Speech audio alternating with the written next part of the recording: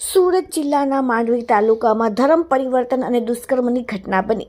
પતિની સારવાર કરાવવા આવેલ પરિણીતાને પ્રેમ જાળમાં ફસાવી તબીબ દ્વારા દુષ્કર્મ આચરવામાં આવ્યું. ધર્મ પરિવર્તન કરાવી ક્લિનિકમાં જ વારંવાર શારીરિક સંબંધ બાંધ્યા. તારું આખા પરિવારને ધર્મ પરિવર્તન કરશે તો જ તારી દીકરીને અપનાવી લગ્ન કરીશ કહી દબાણ કરાયું. ધર્મ પરિવર્તન કરવાનો અસ્વીકાર કરતા પરિણીતાને તરછોડી દેવાઈ હતી. ન્યૂ લાઈફ ક્લિનિક માંડવીના તબીબ અંકિત ચૌધરીએ તરછોડી જાનથી મારી નાખવાની ધમકી આપી. પરિણીતાએ નોંધાયેલી ફરિયાદના લીધે માંડવી પોલીસે ગુનો નોંધી તપાસ આચરી. આરોપી અંકિત ચૌધરીના પિતા રામજી ચૌધરી અને તેની સાથેના અન્ય સભ્યો દ્વારા ખ્રિસ્તી ધર્મ અપનાવવા પરિણીતા પર દબાણ કરવા હોવાનો આક્ષેપ, જે અંગેની પર તપાસ માંગરોળ ડિવિઝનના ડીવાયએસપી દ્વારા હાથ ધરવામાં આવી હતી. જે તપાસમાં પોલીસે તમામ પુરાવા મળીને આવતા અલગથી વધુ એક ગુનો દાખલ કરાયો. બે અલગ અલગ ગુનામાં માંડવી પોલીસ દ્વારા બંને પિતા પુત્રોની ધરપકડ કરવામાં આવી.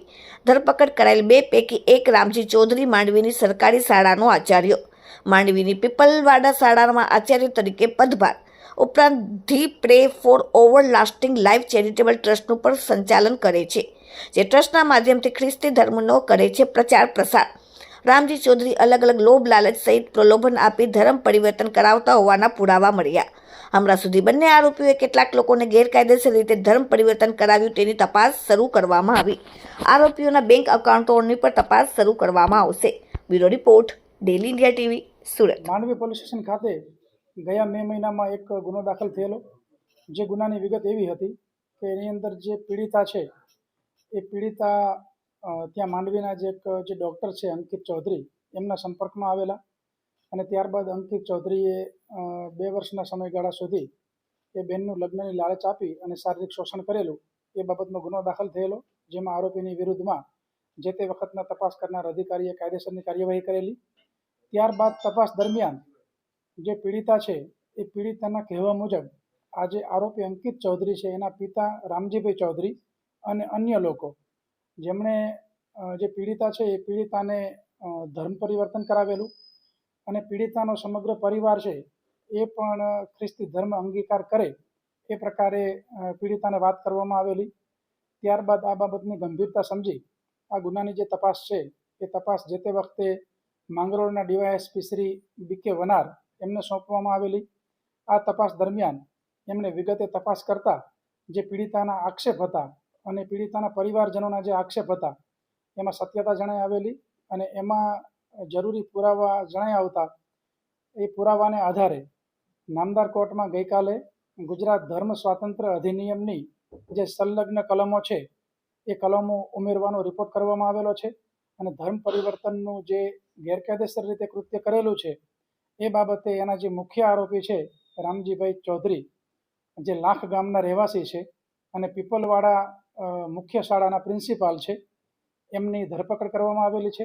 આજે નામદાર કોર્ટમાં રજૂ કરી જે યોગ્ય મુદ્દાઓ જે અન્ય તપાસવાના બાકી છે એ મુદ્દાને ધ્યાને રાખી નામદાર કોર્ટમાં એમને રિમાન્ડ માટે આજરોજ તજવીજ કરવામાં આવશે.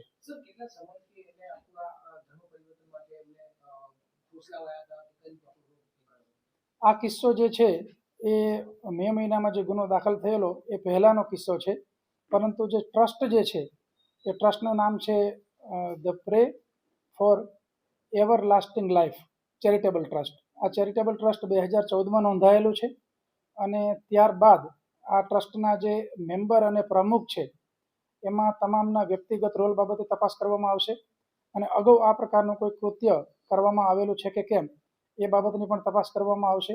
અને ઘણા બધા અન્ય મુદ્દાઓ એવા છે કે જે મુદ્દાઓને ગંભીરતાથી લઈ અમારી ટીમ હાલ તપાસ કરી રહી છે અને કોઈ પણ મુદ્દો તપાસનો બાકી ન રહી જાય એ પ્રકારે વિગતે આની અંદર તપાસ થશે. એટલે ટ્રસ્ટની સ્થાપના થઈ ત્યારબાદ અન્ય કોઈ જગ્યાએ પણ આ પ્રકારનું કૃત્ય થયેલું છે કે કેમ એ બાબતની વિગતે તપાસ થશે. ધર્મ પરિવર્તન કરાવવાનો મુખ્ય ઉદ્દેશ હેતુ શું હતો? એમનું જે ટ્રસ્ટ છે એ ટ્રસ્ટમાં જે મુદ્દાઓ છે અને જે વ્યક્તિ છે પોતે પાસ્ટર છે, એટલે એક સ્વાભાવિક બાબત છે કે જે પાસ્ટર છે એમના ધર્મના પ્રચાર પ્રસાર માટે કાર્ય કરી રહ્યા હતા, પરંતુ જે પદ્ધતિ અપનાવવામાં આવેલી છે એ પદ્ધતિ બિલકુલ ગેરકાયદેસર પદ્ધતિ અપનાવવામાં આવેલી છે, ગુનાહિત કૃત્ય છે. લલચાવી, ફોસલાવી અને આ પ્રકારનું કોઈ જ કૃત્ય કરાવી શકાતું નથી, એ કાયદાથી પ્રતિબંધિત છે. આ પ્રકારનું કૃત્ય કરવાને કારણે એમની વિરુદ્ધ ગુનો દાખલ થયેલો છે અને એમની ધરપકડ કરવામાં આવેલી છે. એવા વંદનની મુલાકાત ક્યાં થઈ હતી, કઈ રીતે થઈ હતી?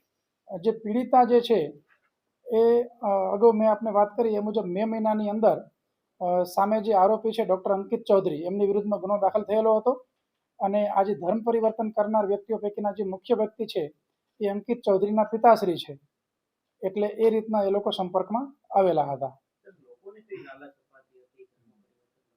અન્ય કોઈ કિસ્સાઓ અત્યાર સુધી અમારા ધ્યાને આવેલા નથી, પરંતુ એ બાબતમાં અમે ચોક્કસપણે તપાસ કરીશું કે આ ટ્રસ્ટ જે છે એના કયા કયા વિસ્તારમાં ફેલાવ છે, કયા કયા વિસ્તારમાં એ સક્રિય છે અને અગાઉ કોઈ પણ પ્રકારનું જો ગેરકાયદેસર કૃત્ય કરવામાં આવેલું હશે તો તમામની ઝીણવટપૂર્વક તપાસ થશે.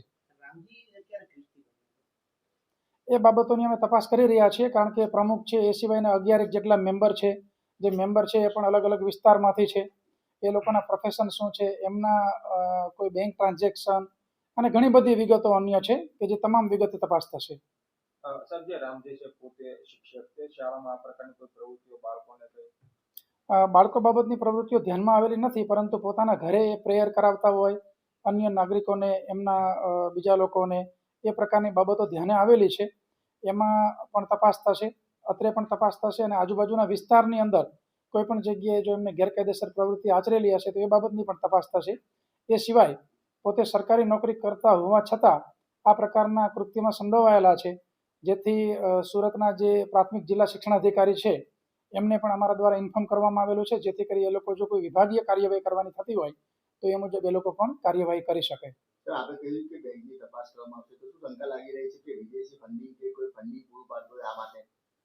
હાલમાં જે ટ્રસ્ટના એકાઉન્ટ છે એના અમારા ડીવાયએસપી અભ્યાસ કરી રહ્યા છે, પણ એમાં બહુ જ વિગતે તપાસ કરવી ખૂબ જરૂરી છે. એની માટે અમે જે ચેરિટી કમિશનરમાં રજીસ્ટર થયું છે ટ્રસ્ટ, તો ચેરિટી કમિશનરની ઓફિસનો પણ મદદ લઈશું. એની અંદર અન્ય કોઈ એક્સપર્ટ હશે એની પણ મદદ લઈશું અને કોઈ પણ શંકાસ્પદ બાબત જણાઈ આવશે તો એમાં ખૂબ ઊંડાણપૂર્વકની તપાસ થશે. હાલમાં તો આ જે ટ્રસ્ટ છે એના પ્રમુખ તરીકે એ રામજીભાઈ ચૌધરી સક્રિય છે, પરંતુ એ સિવાય એની સાથે સપોર્ટમાં કોણ છે, ડાયરેક્ટલી કે ઇનડાયરેક્ટલી, એ પણ તપાસવામાં આવશે.